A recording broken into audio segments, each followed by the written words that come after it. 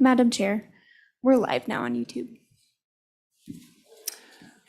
Good afternoon, everybody. Welcome to Committee Number 6, Travel, Recreation, Wildlife, and Cultural Resources. I'll call this meeting to order, and if you would please call the roll.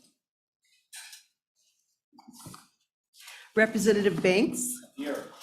Representative Harrelson. Here. Representative Jennings. Here. Representative Knapp. Here. Vice Chair Newsom. Here. Representative Sweeney. Here. Representative Williams. Here. Representative Winter. Here. Madam Chair Flitner. Here. Oh, yeah, that's loud. I'm going to back it up. Can you turn me down just a hair? Or a hair more? There. Thanks, Clarissa. Well, committee, we have before us House Bill number 54, State Parks Recreation Management Authority.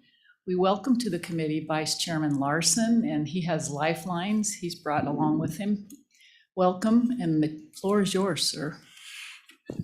Thank you, Madam Chairman and members of the committee. I have with me Dave Glenn from State Parks and Jason Crowder from State Lands. And members, I guess maybe I can provide a little history and help you understand why this bill is brought to you and why we kind of think that it's important at this point in time. Is we have a school section just on the outskirts of Lander, and it's right up on the foothills. Has a lessee, state school section has a lessee. Guy runs cows there about 45 days of the year, just in early spring. Then he moves them on up the mountain.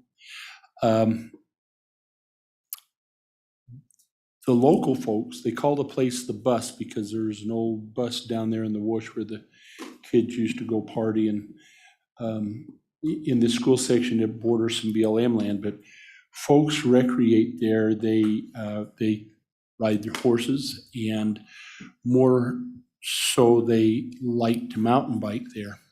And over the years, there's been a little bit of concern because the mountain bike trails, which originally followed the cow trails, have now expanded, and an old road now, as you can imagine, have kind of expanded. And we have a significant number of other trails. That's been a little bit of a concern to the lessee on the state land. That, and when these cows are there, sometimes the folks using that property feel that the cows are imposing on their right to use state land without realizing that he's the lessee. And so as that whole issue has matured, the recreationists they've educated themselves and kind of understand that they've been very fortunate in being allowed to recreate there to the extent that they have, and have started asking the questions, how can we better coordinate or do something here that will allow us to recreate on this school section, on this state section, and develop the assets for what the purposes that they like, which would be some trail improvement and some trail dedication. So they had some meetings. The mountain bike group has worked really hard on this, and the people that go up there and ride their horses likewise. And at the end of the day, the state lands is a little bit limited on what they can do. They have to lease that land out to the highest and best use. Am I doing good? Okay. And of that land. And so then the question was, well, can you do a recreational lease? Well, indeed you can, but this is already leased. We've had wonderful lessee in there. He says, it doesn't bother us that they're there, other than when our cows are there, it gets a little wonky. And we've built this loadout facility, and when we come to load out cows, there's always cars parked there. You've all seen that and lived it and know that. So then state parks, as you know, we have set them out to further develop, define, and put into place outdoor recreation opportunities around the state. So we approached Director Westby and Mr. Glenn and said, is there any reason state parks couldn't be a lessee on state land for recreational purposes if a fee was paid, and then could they then be in charge of developing and protecting the resource that's there? So over the course of this interim, we've had that discussion between state parks and state lands and the folks that are in there. And that's really what this bill does, is it puts into place statutorily the mechanism that would allow state parks and state lands to enter into a negotiation based on what the current lessee is doing. If the current lessee is opposed, or we think that it's, if it's a field of sugar beets, then it probably isn't going to work. But there are situations where we could enhance the opportunity for our citizens to recreate outdoor and use state lands to do it. It will allow them to charge a fee and to have for that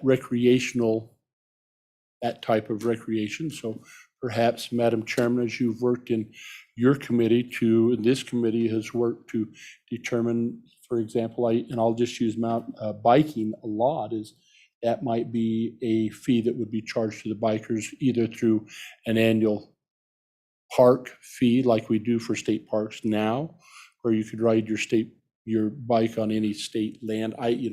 That would be determined, but they will be given the ability to charge a fee to recreate. And the revenue from that fee would pay our state lands for their statutory and constitutional responsibility there, and then provide the fees to maintain and develop the asset to where it not only allows for recreation, but then protects the interest of the lessee.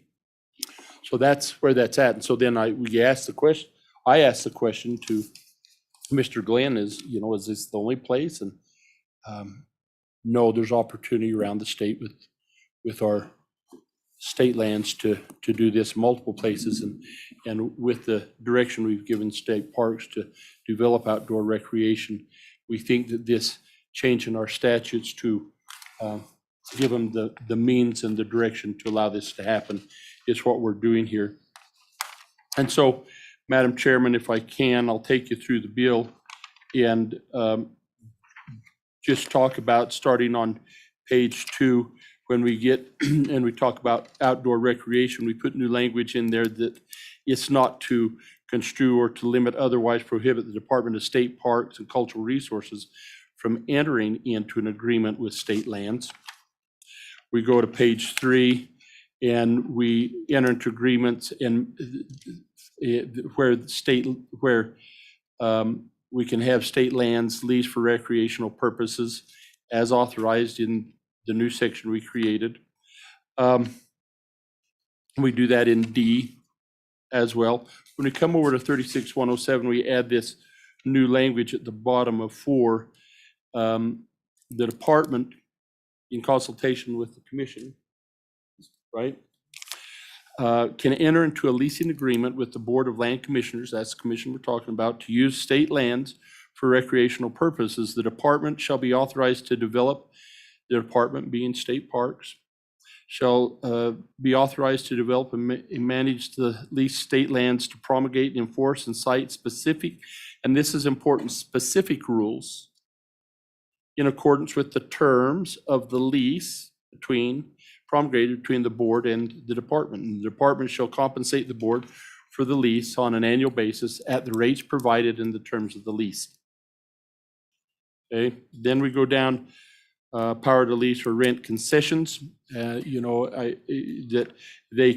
state lands are authorized to lease for, and they talk about in here concessions, cabin sites, boat clubs, yada yada. That could be part of the lease, and I've contemplated where that might be. And I think of in my county, perhaps Ocean Lake, Boyson, where you might have a school section that comes down and is border of Ocean Lake or Boyson, that then you could have a concession there, or a recreational opportunity that state parks could take advantage of and still satisfy the lease requirements of state lands. And then on page 7, we go in and the funds received by the department from Department of State, the funds received from state parks, from state lands leased for recreational purposes shall be accounted for separately within the account, and then the department can use the funds from state lands lease. This department can use those funds to pay for the leases to state lands and the cost incurred by the department for managing the recreational uses of these state lands. And for each fiscal year, and the treasurer shall do the proper accounting of those fees. In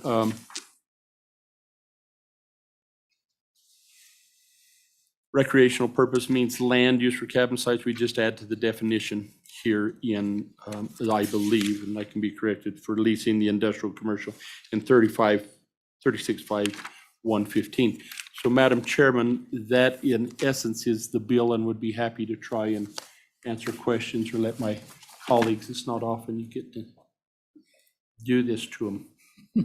Committee. Yes, Representative Banks.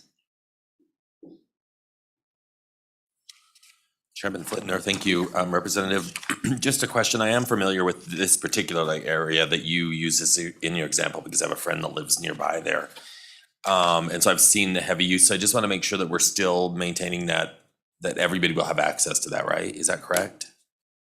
Vice Chairman. Well, the interesting thing here, Representative Banks, is that we've probably been over permissive because of the lease. In thank heavens, we've got a wonderful lessee. And so what we're trying to do, people have loved that place to death. And they too have to understand that there are conditions that govern that property. And this whole mechanism will help resolve an unintended mishap. And so we're trying to correct how and who can use that. Is that fair? Okay. Vice Chairman Newsom. Thank you, Madam Chairman. So as your example, so would whoever's having the cattle on there, would they have the lease for 6 months of the year, and then it would be state lands lease for the 6 months of the year? How does that work when there are cattle on the property, so that they're not impacted negatively? So I think an important component of this is that the original lessee is I don't know the right term, I'll call it the dominant or the priority lessee here. And I, as we see this, would have to be part of this conversation. So if you'd had a state school section and you run cows, you shouldn't be restricted. It's your lease. You don't have to be restricted for a certain period of time. That it's up to you when you bring those cows in, depends on when grass is there, right? Or maybe you need a transition in the fall for a day or two when you bring it back. So this recreational lease would be in addition to this lease and would have to be crafted to where it would accommodate the existing lessee. So for example, the 45 days a year that this guy has cattle in here, the public may not have access to the full scope of trails that they would have when the cows aren't there to protect the integrity and protect the cows and protect the ag lessee's resources there. And so that type of language would be included and would vary from recreational lease to recreational lease, depending on how the land is currently being used, if it's being used. Follow up? I do. Thank you, Madam Chairman. So in this instance, would the segregation be done by fencing? Would the segregation be done by signage? Would, I live in a place that we have bighorn sheep and ice climbing. And the combination of bighorn sheep and ice climbing is sometimes not compatible depending on the specific ice climbers. The sheep don't seem to cause any trouble to the ice climbers, but the ice climbers seem to cause trouble to the sheep. And I can see that with the mountain bike cattle scenario, and how that is controlled would be of interest to me. Thank you. Sheep are very unobtrusive. Hence, So, but I think that indeed that's the question. I think you have flexibility with the agencies to determine how that should look depending on what the resource is, what the wildlife or what the lessee's resource is. And what the recreation, whether it's ice climbing, mountain biking, horsebacking, or just walking. And so in this situation, as I've talked to the lessee, who probably has about 75 head in there, is that fair? It's not an enormous amount, but, maybe scoping down not all the trails, and right now they just go everywhere, and sometimes he's a patient person, and sometimes it's not been in the best interest of the livestock there. And so if we could now kind of control that and how that looks would be crafted by the lessee and the two agencies. would you care to reply to that? Madam Chair, absolutely. Again, Jason Crowder, Deputy Director for the Office of State Lands and Investments. And Representative Newsom, we would place this activity under our normal special use lease vehicle. It's a normal activity that we do for all kinds of things, including oil and gas efforts and just about anything we can put underneath this vehicle. With it comes a requirement that the existing lessee, the existing surface lessee, provide comment and consent to the new use. And through that mechanism, we understand what the issues are and where we need to do further negotiations with, in this case, state parks, to understand what the symbiotic relationship could be or may not be able to be, if there's not one there. From that, we can determine if we need to completely change the grazing and agricultural lease, remove those acres from that individual's use, and so that he's not paying for it, he's not obligated for lease terms on those acres. Or we also have a surface impact payment mechanism where state parks in this instance would come and make a payment to that surface lessee for the lack of use or non-use and the nuisance of the new activity being there.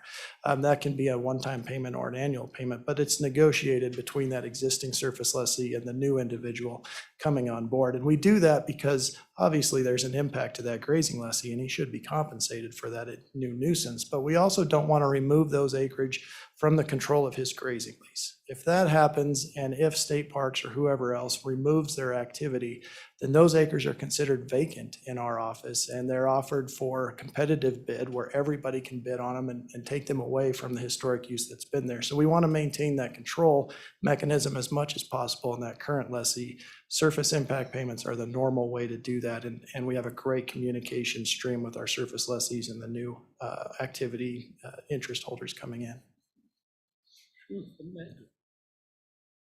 Committee, further questions? Yes, Representative Winter. Thank you, Madam Chairman. Representative, when I first read this bill, I had the impression that any private individual could come in with a proposal to lease that state land for whatever purpose. But in your description, I'm thinking that may be wrong, that it's strictly between state agencies. Why could not a private individual get a lease for another activity? So, Madam Chairman and Representative Winter, this bill is to address the ability for one agency to lease from the other agency. And then if I may, I'll let Deputy Director Crowder answer on the individual's ability to do a recreational lease. Thank you, Madam Chairwoman. Representative Winter. We do that currently. Anybody can apply at any time to do any kind of a secondary operation from grazing on our lands, and we have mountain bike trails to private individuals right now. One of the things that we do try to pay attention to is making sure that's a sustainable use and not just the whim of some individual to go out there and it's outside the day use authority already granted by the Board of Land Commissioners, but it's some kind of organized event. The sustainability nature comes in how are they able to make their payments on an annual basis to ensure that they make those payments on an annual basis, they have the wherewithal to do that. And if for whatever reason we need to require reclamation either at the end of the lease term or because there was some greater amount of damage than what we were anticipating, that individual or that entity that we're leasing to has to have the staying power to comply with all of those lease terms. And normally, an individual or a club can't do that. And so we will reach further into them and understand what is the nature of their activity and who else could be a quote unquote sponsor for them. So sometimes that is the county commissioners. Oftentimes that's the county commissioners are our lessee, and then they sublease to these individual groups, these private groups. And that maintains the sustainability in our mind. In this situation, as the representative mentioned, that sustainable partner will be state parks. And we feel very comfortable that they will be here for the foreseeable future and that they can make their payments and conduct any reclamation activities that would need to be required. Further questions? Okay. Yeah. Oh, Representative, yeah, well, you got to raise your hand. Madam Chairman, I was trying to eat. Go right ahead. No. So thank you, Madam Chairman. So from a 30,000-foot view, this kind of feels like one agency is paying another agency on the back of the people, the state, the land. And I want to play a little bit off of Representative Winter's question here. When I read that in page 9, and I look at some of the wording prior to this, why couldn't somebody come along and, I don't know, an outfitter, and decide to lease this land up, and voila, the public doesn't have access there anymore? Can you show me why that wouldn't happen, and tell me if I'm wrong that this looks like one agency paying money to a second agency at the public's expense? Vice Chairman? So, Madam Chairman, I'd like to come back and answer the tail on one agency renting from another on the back of the citizen. But if we could get one of my compadres here to talk about the ability for an individual to come in and lease up state land and not allow others access or use to it. How does that work? Deputy Director. Thank you, Madam Chairwoman. It's a great question, and the simple answer is that the Board of Land Commissioners makes that determination, and no lands can be closed from public use unless the Board of Land Commissioners approves that closure.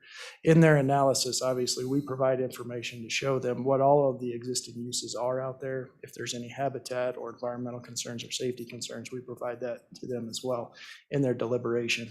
But currently, there is outfitting conducted on state lands. It's all done through a temporary use permit, and it's done in a variety of different ways. You can have a non-exclusive permit that allows you to hunt any or to guide on any state lands within a specific county or hunt area, or it can be done non-exclusive or in an exclusive way where you are the only outfitter who has opportunity to guide on that parcel of state land, very specific parcel of state land. But that does not preclude the public from going on that property as well if they can legally get there. So I guess, Representative Jennings, I hope that answers your question, that there are a lot of other incompatible uses done on state lands right now. And in our analysis of all the applications that come through, we bring all that information together in one place to make sure all of them are compatible with each other to the greatest extent we can. Follow up. Yeah, thank you, Madam Chairman. But you used the word that it's exclusive. So the public may or may not be able to have access. Is that correct? Madam Chairwoman, Representative Jenner, it's exclusive to other outfitters. You are paying for the opportunity to be the only outfitter on that property, not for the opportunity to exclude the public, just exclude other outfitters. Yes, sir. Well, and we also need to look at when you talk about excluding public off limits. So up in in coal country, when you've got a section of state land that's being leased for mining coal, then the restriction of the public on there by the mine is acceptable. And so there are those conditions where they have to evaluate and determine that's warranted. To the point of, are we then just taking one agency to pay another agency and then placing the burden of that cost onto the public? In essence, that's correct. And why did we elect to do that? Is first, the constitutional requirement that these guys generate revenue off state lands. In the example I use, that money goes to schools.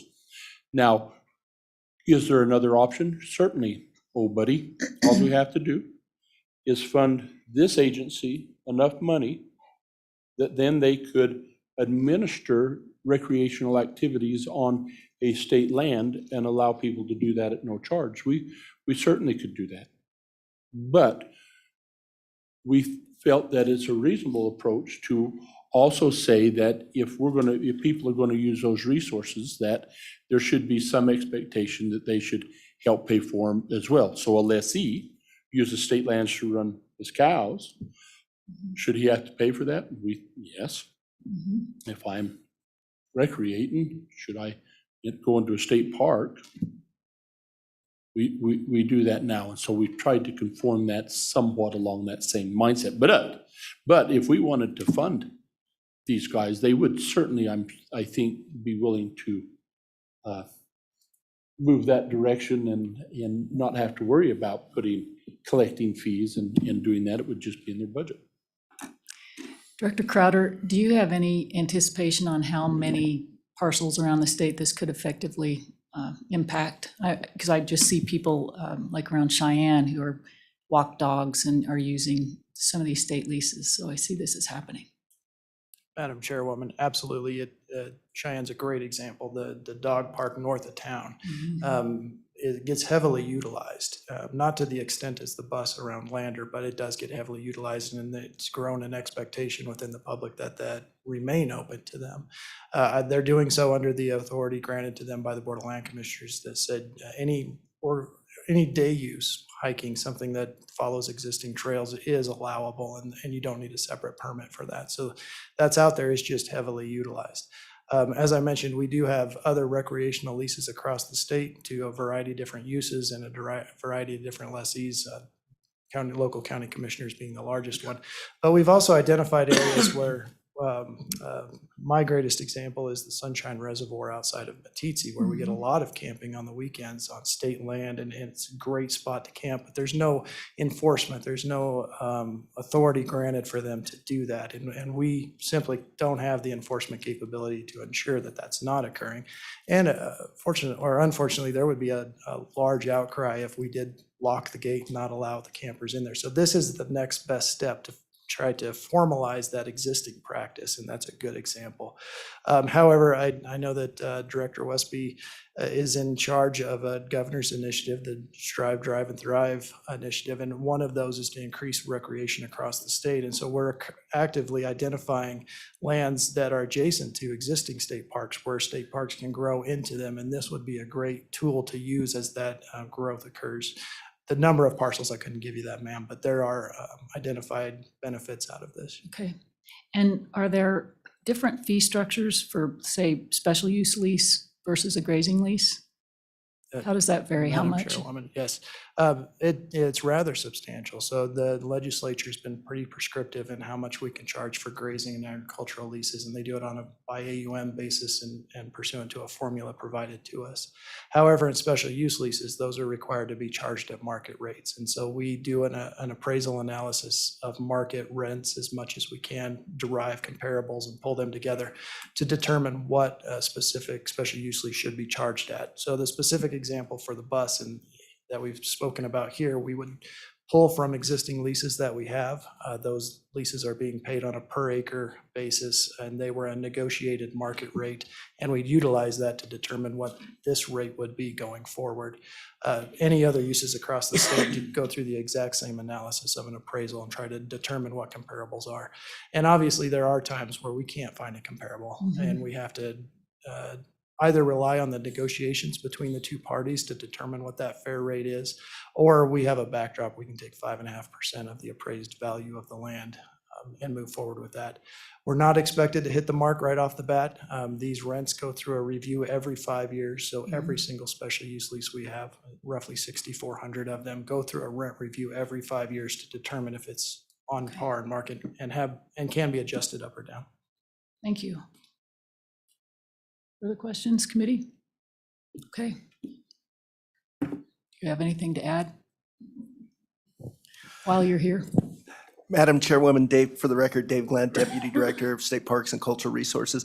I think what the last thing I would just throw out is one of the things that we do, and we're required by statute to do so, is go through a site criteria process. So while this bill gives us the ability, it doesn't require us to go and do those things. So an example is we'll look at what is the visitation? What are the fees we could charge? What infrastructure is needed? Let's talk about the lessee and those types of issues. And then we go out and hold public meetings and have discussions like that as well. So it's not where we're going to parachute in. All of a sudden a sign is posted that you need to pay a fee, and then they dive in and go that route. So we would go through that site criteria process on every one of these pieces that we look at. You guys are busy over there in Lander, so a lot of issues. Yes, and Madam Chairwoman, I live in Casper, on the west side of Casper. There's 4 sections of state land that are above me that do have a cattle lessee, grazing lessee on it, 7 miles of user-created mountain bike trail. And in the spring and early summer, there are 20 to 40 vehicles there on the weekends of people out there recreating and enjoying it. They're user-created trails. These are trails we can go in and harden. We can move. They're created right along the water corridor, which is where the cows tend to hang out later in the year. We could move those trails. We could harden those trails. And we could put up some there's human waste at the parking lot. We could put up a porta potty and potentially do some enforcement as well.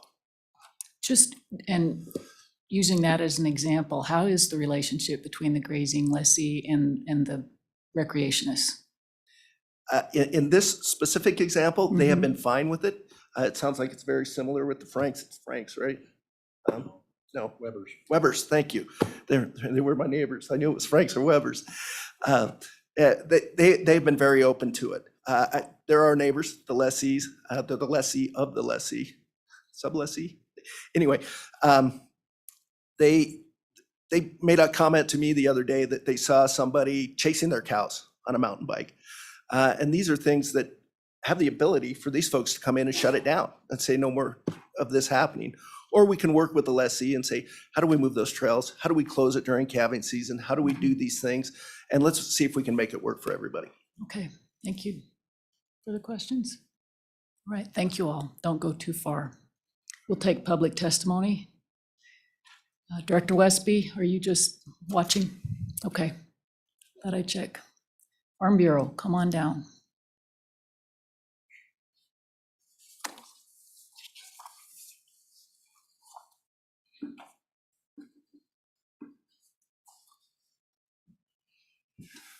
Madam Chairwoman, Rhett Moline, Wyoming Farm Bureau Federation. Just something that just popped into my mind. If, heaven forbid, something would happen, 2 calves on a grazing lease get injured, killed. If it's the recreationist would cause that, I assume the recreationist could be liable if you could catch them. But the question I have is, what if it's leased out? Who bears that liability? If state lands is leasing to state parks, and heaven forbid something would happen, and you lose 2 calves that are worth a couple $1,000s, who bears the liability in that when it's state parks has the lease? Would it be state parks? I ask this question because I have to confess my ignorance. I don't know how that would work. I do appreciate that this would be up to the grazing leasee if it would work or not work. I really appreciate that. In several instances, it will work just fine. There's seasonality where you can accommodate each other, but just this question of liability comes up, and I have to confess, I don't know the answer. And with that, Madam Chairwoman, committee, I would sit for any questions you may have for me. Okay, does Farm Bureau have an official stance on this bill? Not against. Okay, support. My members recreate too. all right. Would you like an answer to that question right now? If I think state lands might be able to provide that, if you want to come on back up. If I could, I would appreciate that. Sure. If there's no other questions, I'll vacate my spot. I don't see anybody raising their hands. Thank you. Thank you. Good question. Thank you, Madam Chairwoman. We believe that the two parties would have to argue who bears the liability and what occurred, and that happens relatively regular. Obviously, the state of Wyoming doesn't hold any liability in those situations, and being State Parks is the lessee in this case, we would have to work through the AG's office to understand exactly the nuances of all of that. Within Title 36, there are some recreational liability caps, and I don't know exactly what those are, and I can provide those to the committee, but essentially that recreation is coming onto state lands and harming something that a lessee owns or is operating out there. There's a limit on the liability on the lessee's side there. And no other examples of multiple use areas with state lands where you could fall back on? Madam Chairwoman, not specific examples, but we have several instances where recreationists and oil and gas wells are not compatible, yet they occur with each other. Several instances where grazing lessees improvements like windmills or tanks or even reservoirs and recreationists come together. It may not be totally compatible. Again, we rely on that liability cap within Title 36, and I can provide that to you. Thank you. Appreciate that. Oh, we have another question. Is Title 36, thank you, Madam Chairman. Is Title 36 also where we refer, hypothetically, if a mother cow decides to exercise her right to defend herself and harms a recreationist, does that cover that also? Deputy Director. Madam Chairwoman, Representative Williams, I don't know about that specific example, and I'd have to go back and review the statute. Again, I'm not an attorney, and I can borrow the help of others to provide an answer for that. Thank you. That's a good question, because I do know there have been instances with conflict between guard dogs and recreationists, so it's a good question. All right. Anybody else in the room would like to provide? Come on down.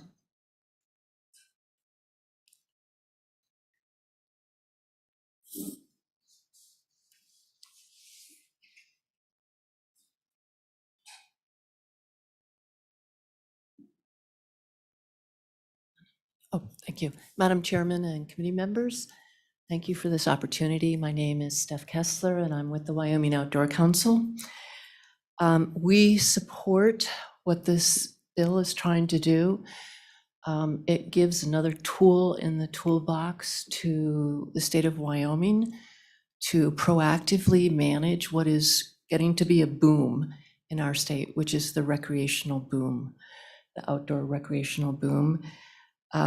It also is a reflection of, I think, local communities really discovering that their front country public land assets are very valuable and useful to them for creating a community that people want to live in and bring their businesses to.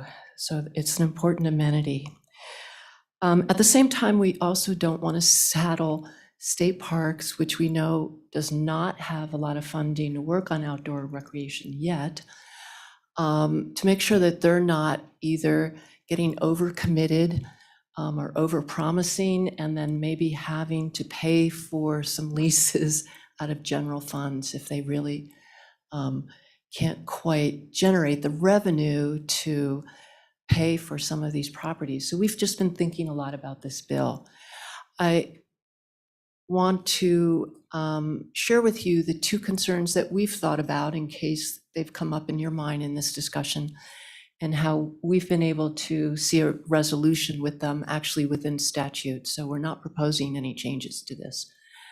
But one of our concerns was one that Deputy Director Dave Glenn raised, which is about the public process. As you know, Lander has had some recent controversy, and our question to the agency recently was, how does the public get notice, get an opportunity to be informed, and and also comment on any proposed lease. And I've looked it up and confirmed with him that absolutely, already it is in statute that the agency would have to do that, and he referenced the rules for that. So we are glad to hear that.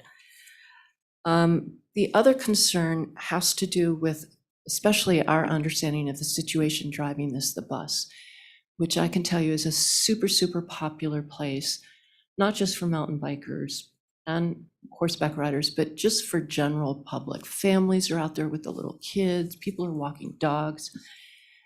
But it is also a kind of amorphous piece of property that has BLM on one side and then private homes on other sides. So people access it from a variety of ways.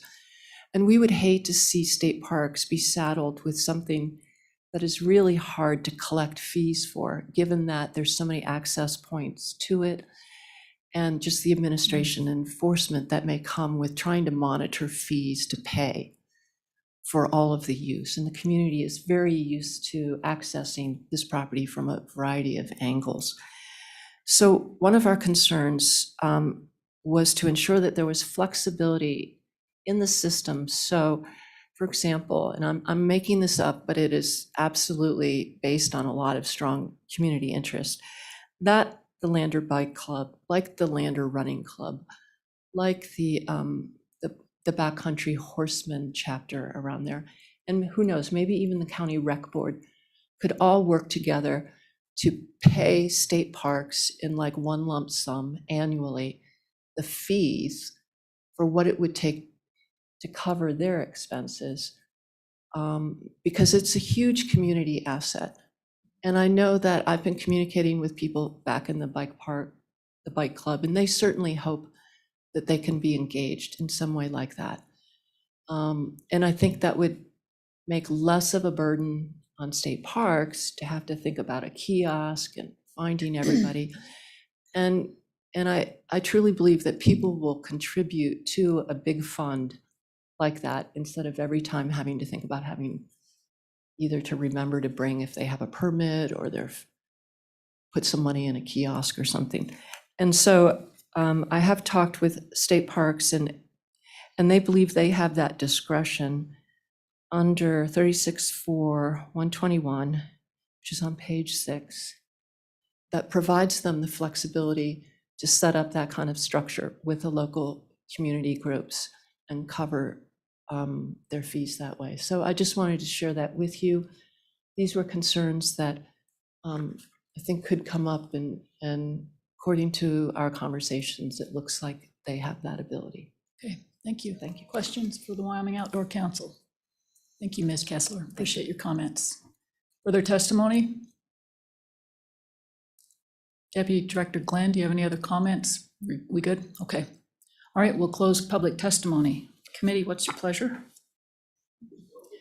Been moved by Sweeney, seconded by, I'll give it to Banks since he was on that also. All right, any discussion on the bill, committee? Madam Chair, Yes. one thing, just as I've been sitting and listening to this and being from in Platte County where I'm from, we have a lot of recreation on state land, BLM land, national forest, less national forest, but we still have that. And I think one thing that we need to be careful of, and I think one thing that needs to be thought about, is the logistics behind taking a chunk of state land, not all chunks, but a lot of chunks of state land, and managing it in this way would be huge. I mean, that, like we just heard, we got access from private, we have access from this, we have that, and people are very much used to being able to access our public property as public property, not as fee-based properties. And I think that needs to be something we really consider. And I'm not trying to pour water on this, because I see exactly where this is coming from, that we have probably an overused piece of property, and we're trying to figure out how to maintain, manage, and be good stewards of that. But I will say, it was a couple years back, I remember there was a push, a deal of, you know what, get out of the house. There's so many things you can do that don't cost any money. And I remember that it was when I was in high school, there was a push for that. And now it seems like everywhere you go, it's a fee, or it's a sticker, or it's another tax, or it's and I think that if we're not careful, we're going to get to the point where everything in life costs something. And those simple things like taking your family out for the hike or something like that should be free. Now, obviously, when organizations, large groups could pay that type of, I understand that. But at the same time, I don't know. I just don't want to make it where we overcomplicate or create more of a complication in a one of our government entities that we don't need to do. So, just a thought. I'm just throwing ideas that are bouncing around in my brain. Okay, thank you. Did you want to speak, Representative Jennings, or are you just Madam scooting Chairman, up? I'd just like to point out that Representative Harrelson was in high school just a few years ago. It shows. Further comments? Okay, with that, we'll take a roll call.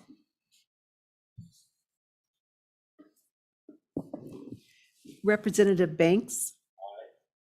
Representative Harrelson? No. Representative Jennings? Representative Knapp? Vice Chair Newsom? Representative Sweeney? Representative Williams?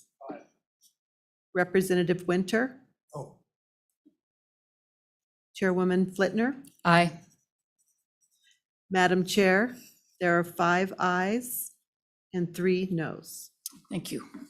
Thank you, committee. Thank you, Mr. Vice Chairman. Thank you. All right, let's keep on rolling, committee.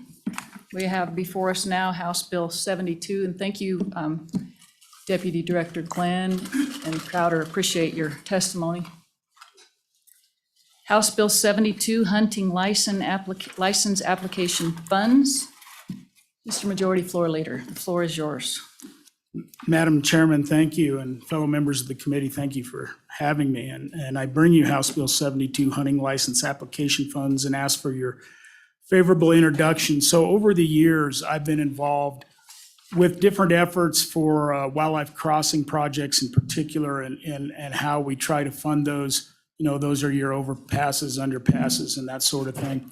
And over the course of time, through license plates and conservation stamps and putting a few things, you know, allowing people to donate when you do your driver's license or registrations, we've provided more opportunity for more people to fund some of these things. And then when we got the good Chairman Flitner and I serve on the Wildlife Task Force, and one issue kept popping up a lot was access, and how do you provide hunter access? And it seems pretty obvious to me, both as a landowner and as a hunter, that at least I don't see this so much in western Wyoming, but in eastern Wyoming, there needs to be, I think, more opportunity for access, and to me, that's paid for access. And so one way you do that is you provide an opportunity for people to donate to those sorts of programs. And so what you see here before you is a bill to do that. And that is, there's an increasing need for wildlife habitat improvement, hunter access, and wildlife crossing projects. House Bill 72 allows an unsuccessful hunter the opportunity to donate his submitted fees to either the Wyoming Wildlife Natural Resource Trust Fund or the access account that was created last session with an increase in the conservation fees. And donations are just that, entirely voluntary. And the reason I chose the Wildlife Natural Resource Trust Fund, there's really no stream of money that just kind of consistently goes into it. You know, we do a dump into it every so often, but also just the thinking about the split between the west side of the state and the east side of the state. In the west side of the state, there's probably less need for access money. So I'm thinking of hunters on the west side, they may want to donate to something a little different than maybe hunters on the east side. So I was just trying to find a balance there. And so, Madam Chairman, if you go into the bill, and then I have an amendment for you all to consider if you move the bill. And really, you go on to page 2, and it just says it goes into, it creates a new subsection in 23.2.101R, and it says an applicant may elect to provide that any fee paid under this section that is refundable if the applicant is unsuccessful be retained and deposited by the department in either the Wyoming Wildlife Natural Resource Trust income account created by that statute or the game access account created by 23-1501. And just remember that that access account actually splits 85% to access and 15% to wildlife crossing projects. So that's not entirely access on that side. And then the department shall provide information on the application form, and it kind of goes through this process. And it allows the hunter to donate. And then, Madam Chairman, just the, as I was talking to one of my Senate co-sponsors, because originally I wrote the bill that you could donate any part of it. And when I talked to some organizations and to the department, they went, well, that could be an administrative nightmare because you would write in what you wanted. And so I went the other way. I said, you got to donate it all or nothing. And so to try to figure out a compromise in there, I'm bringing an amendment that would allow an individual to do a check mark, $20, $50, $100, or all of the fee. But obviously you can't exceed the amount of the fee in your donation. So, Madam Chairman, that's the bill. Okay. Representative, did you happen to bring copies of that amendment? Madam Chairman, I did not. I emailed it to everybody, but I did not bring copies. Okay. Sorry about that. Do you all have that amendment? Have you reviewed it? Okay, questions? No questions? Okay, well, stick around. Public testimony, Game of Fish, come on down.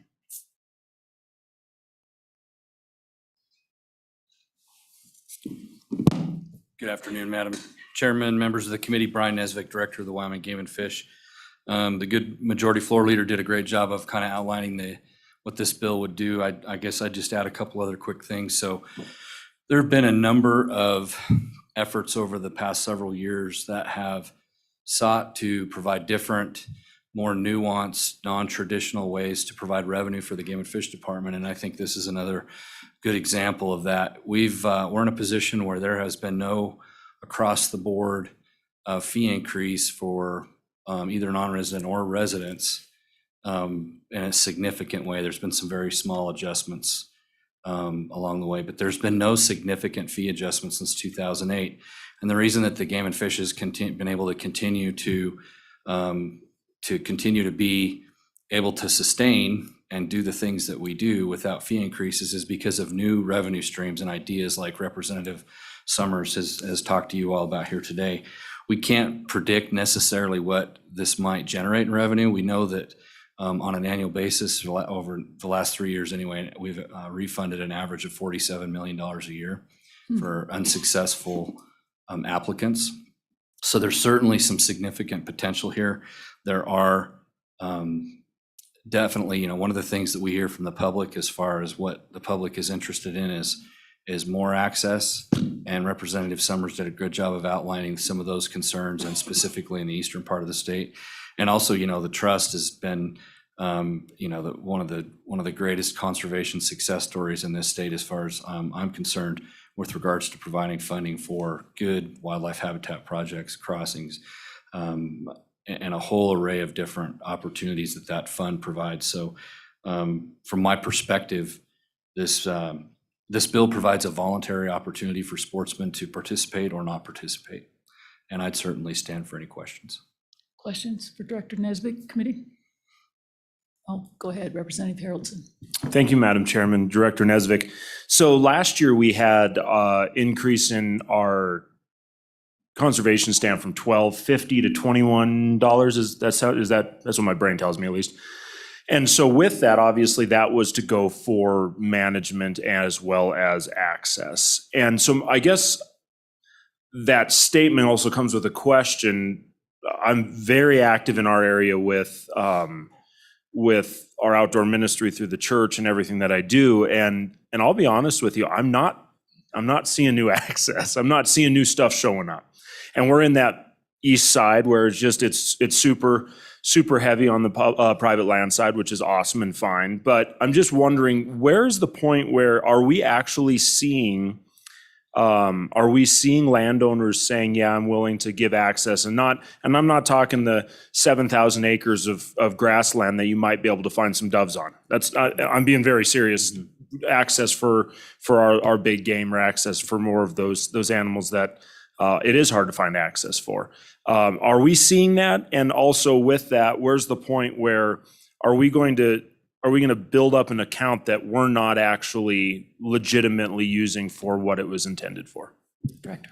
Madam Chair, Representative Harrelson. So just to be clear, the specific statute that you described that was passed last year, it provides 85% of that goes into access, and then 15% is specifically designated for wildlife crossings. We estimate that that will generate approximately 1.6 million per year in additional revenue. That went into effect July 1. And the stamp increase, did it increase July 1 or did it increase January 1? So it's one of those two. So there's not a significant amount of revenue that's already been generated. So what the department is doing now in anticipation of when there's enough money in that fund to start making a difference and putting some money on the ground for access is we've, across the entire state, not just Eastern Wyoming, but everywhere, we've looked for, had our field people derive the most highest priority potential access projects. A lot of those require some pretty, I guess, sensitive discussions and negotiations with landowners, their private property rights involved. And so we've initiated some of that, but there's not any, we haven't initiated a project under that new bill yet for two reasons. One, that the revenue's not there yet. Number two, because we haven't negotiated those deals with landowners yet, but it is in the works. And the last part of your question, I don't see anywhere in the near future where we could ever have money that couldn't be applied to new access projects. That's the reason we don't have more than we do now, is because of the resources to pay for it. It's very valuable. I mean, you can ask any of the private landowners sitting here on this committee and any of the rest in the body, and they'll tell you that those what landowners can sell that access for is pretty significant, and so it's not cheap. Yes, Representative Williams. Thank you, Madam Chairman and Director. I'm familiar with walk-in areas. Are there other programs access programs that you could remind me of? Director. Madam Chair, Representative Williams, absolutely. So along with that, and one of our longer standing programs has been what's called the hunter management area, where a landowner could say, I only want 100 hunters on this piece of property every year, and I want there to be a specific set of rules. And folks that participate in that program, unlike the walk-in area program, they actually have to go online and go through a drawing to get a permission slip. And then the number of hunters are limited, and then they do have to follow a set of rules. So those two have been kind of like our bedrock access programs for a long time. In addition to that, going back into the 50s and 60s, there have been a number of easements that have been long-term perpetual easements and even some termed easements that have been purchased by the department.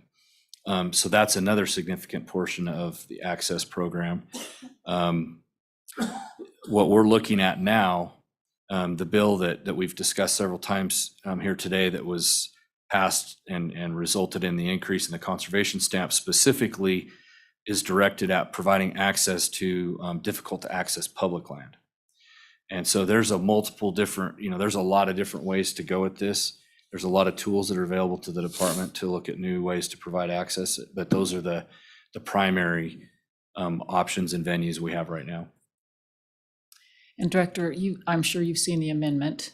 And so in terms of a programming creation, this would be much easier for the department to put together. Yeah, Madam Chair, my CFO was very, very happy to see those amendments. So. How many different programs have you guys put together because of legislation that's come out of this body just on the fly? You guys could maybe fix our RIS system. We don't want that one, Madam Chair. Okay. Yes, Representative Jennings. Thank you, Madam Chairman. So Director, you made a statement that I thought was kind of interesting, and I caused two questions. You said no major changes since 2008. But when we pulled you off of general fund dollars, there were a number of fee increases, some fairly substantial, especially for out of state. Could you talk to that? Because I recall that being somewhat substantial. And two, what about the Pittman Roberts money? Can you tell us if is that money increasing, decreasing, and if so, if it's increasing, by how much? If it's decreasing, thank you. Absolutely. Director. Madam Chair, I'll start with the Pittman Robertson money first and work backwards. So Pittman Robertson has significantly increased over the last, I'll say 10 years. It does peak and wane based on presidential administrations. And we had a significant bump during the Obama administration. It did decline a little bit during the Trump administration. And now we're seeing the potential for a lot of increased revenues there again.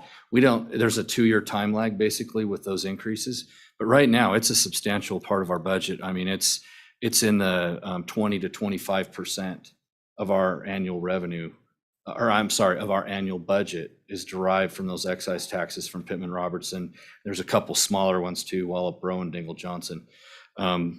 So those are continue to be important, and they are a significant reason too. They contribute to why there hasn't needed to be a significant fee increase.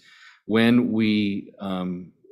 we came off the fee increases that corresponded to when we came off the general fund, there were, as I recall, there was one very minor, one particular license for residents that was increased by $1, and there were no other resident fee increases. For non-residents, there was a small adjustment. It wasn't significant. It had to generate from all of our non-resident license sales approximately $3.54 million a year. And so it wasn't a significant, I guess what I would classify as a significant fee increase. In the past, Game and Fish for decades had about every 5 to 6 to 7 years had 8 to 10% inflationary increases basically to license fees. And those fee increases, when we came off general fund, did not come anywhere near being commensurate with what inflation was. That's why I use the word not significant. Okay. Thank you, Director. Appreciate it. Don't go too far. Okay. We'll open it up to public testimony. Wyoming Wildlife Federation.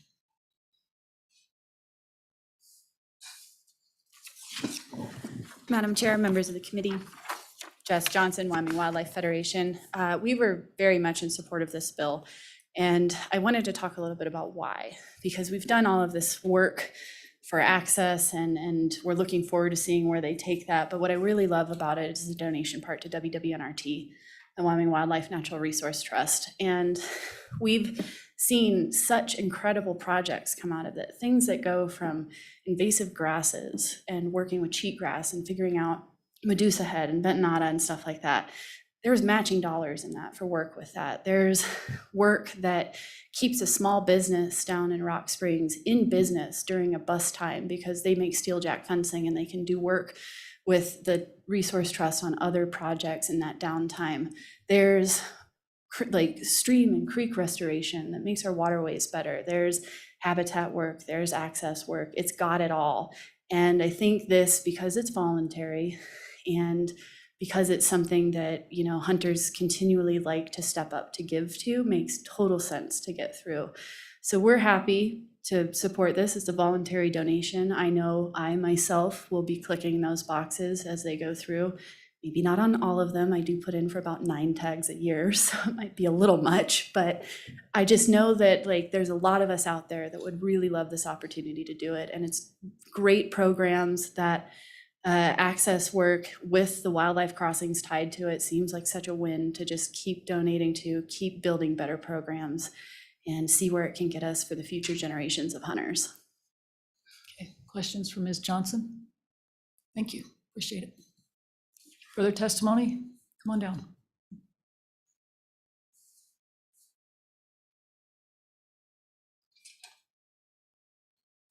Thank you, Madam Chair, members of the committee. My name is Elizabeth Arano. I'm here with the Wyoming Outdoor Council and just want to lend our support to the bill. We think it's a common sense, great idea. Thank you. That's it? That's it. That's fantastic. Questions for the Outdoor Council? Thank you. Appreciate that. Farm Bureau.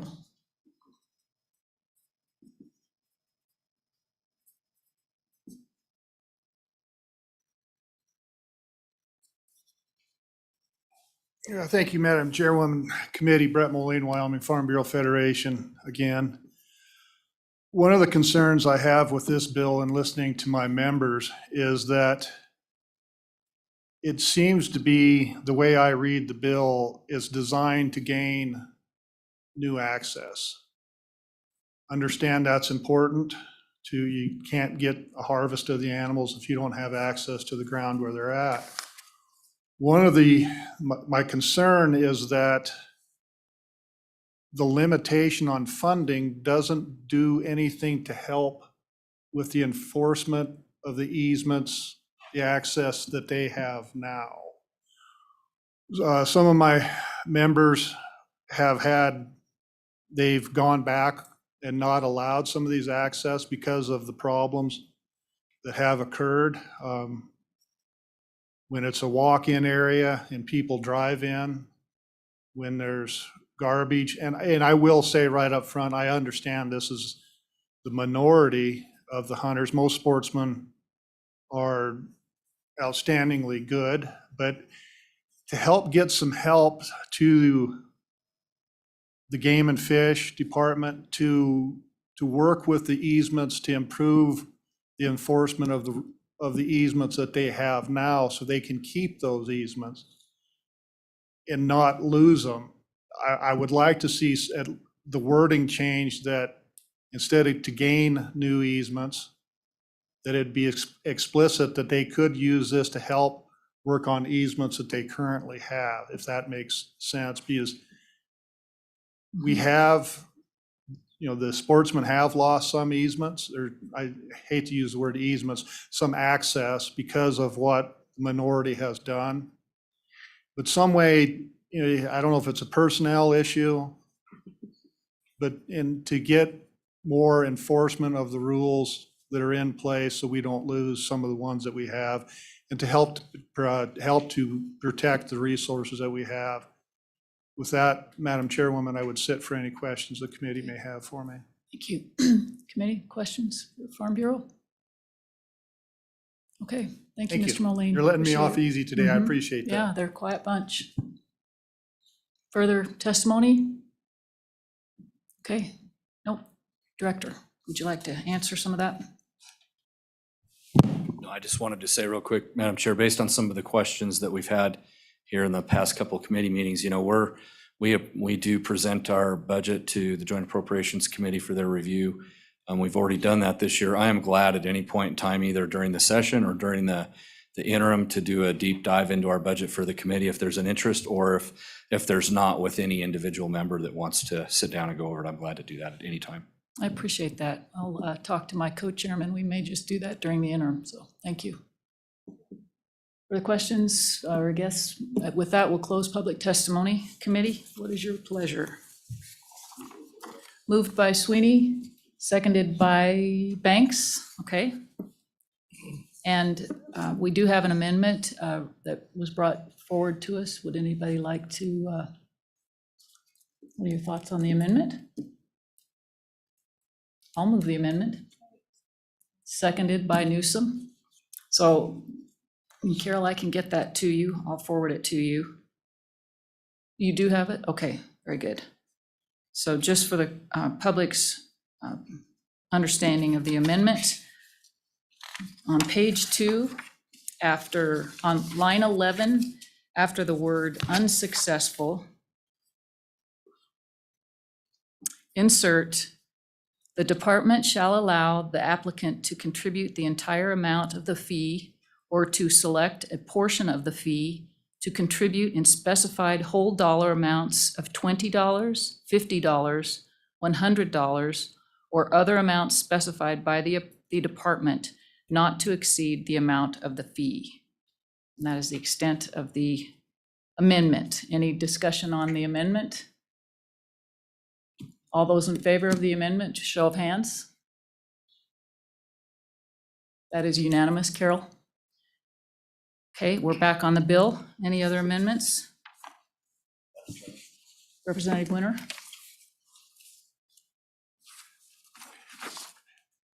Thank you, Madam Chairman. I did not get the location that in the bill that Mr. Moline suggested that amendment. I just wonder if we should find out what that is and discuss it a little bit.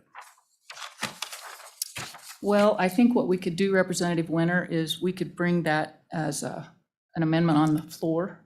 We can discuss that. If we can't insert it right here, right now, let's hold off on that and maybe just run it as a committee of the whole amendment for now. Further comments, suggestions? Question on the bill, please call roll. Representative Banks? Representative Harrelson? Representative Jennings? Representative Knapp? Aye. Vice Chair Newsom? Representative Sweeney? Representative Williams? Representative Winter? Aye. Madam Chair Flitner? Aye. Madam Chair, there's 7 ayes and 2 noes, the noes being Representative Harrelson and Representative Jennings. Thank you, Carol. Thank you, committee. Thank you, Representative Summers, and everybody who provided testimony. Have a great rest of the day. Meeting adjourned.